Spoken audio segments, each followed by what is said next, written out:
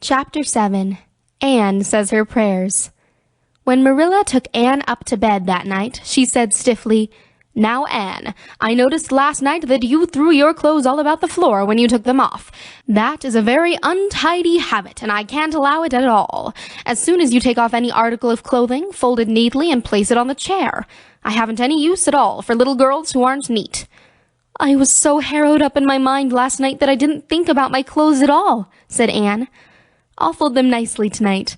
They always made us do that at the asylum.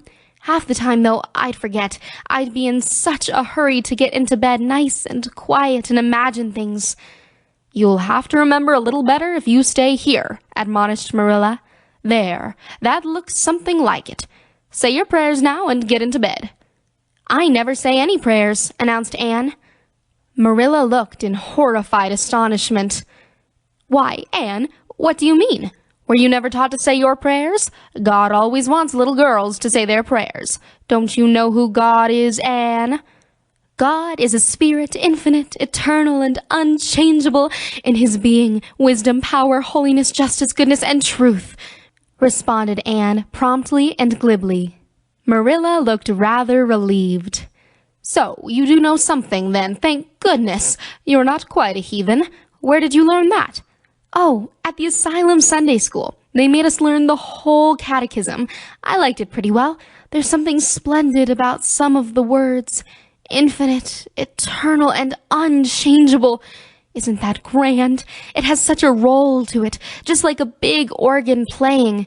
You couldn't quite call it poetry, I suppose, but it sounds a lot like it, doesn't it?" "We're not talking about poetry, Anne. We are talking about saying your prayers. Don't you know it's a terrible, wicked thing not to say your prayers every night? I'm afraid you are a very bad little girl." "You'd find it easier to be bad than good if you had red hair," said Anne reproachfully. "People who haven't red hair don't know what trouble is. Mrs. Thomas told me that God made my hair red on purpose, and I've never cared about him since. And anyhow, I'd always be too tired at night to bother saying prayers. People who have to look after twins can't be expected to say their prayers. Now, do you honestly think they can?" Marilla decided that Anne's religious training must begin at once. Plainly, there was no time to be lost. "You must say your prayers while you are under my roof, Anne." "Why, of course, if you want me to," assented Anne cheerfully. "I'd do anything to oblige you, but you'll have to tell me what to say for this once. After I get into bed, I'll imagine out a real nice prayer to say always. I believe it will be quite interesting, now that I come to think of it." "You must kneel down," said Marilla in embarrassment. Anne knelt at Marilla's knee and looked up gravely.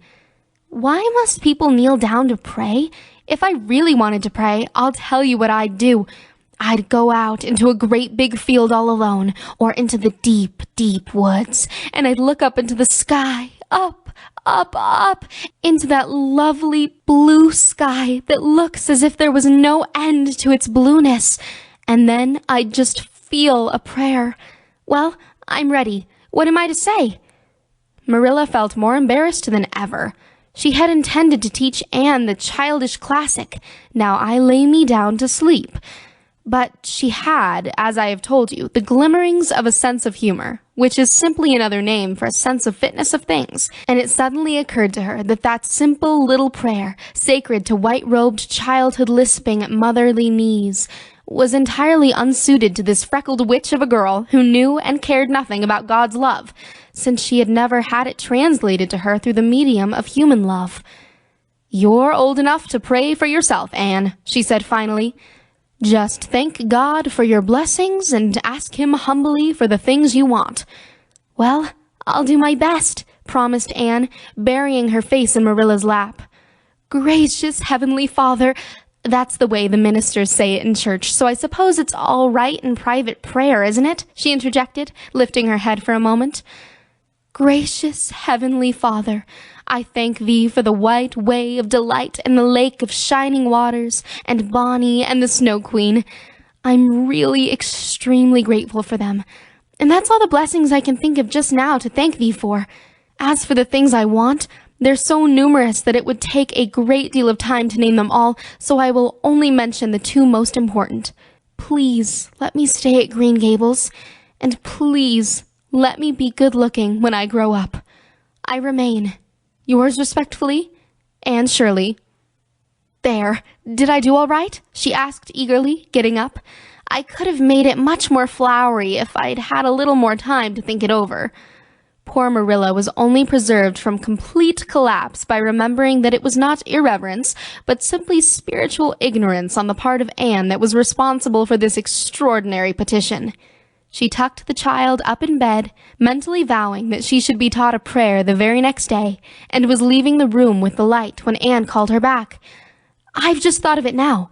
I should have said, Amen, in place of yours respectfully, shouldn't I? The way the ministers do. I'd forgotten it, but I felt a prayer should be finished off in some way, so I put in the other. Do you suppose it will make any difference?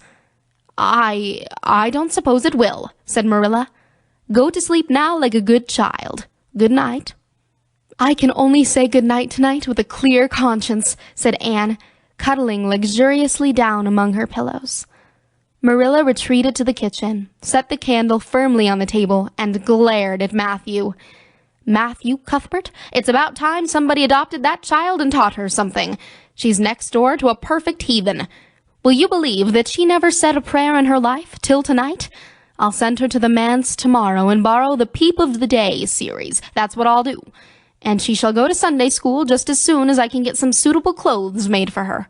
I foresee that I shall have my hands full. Well, well, we can't get through this world without our share of trouble.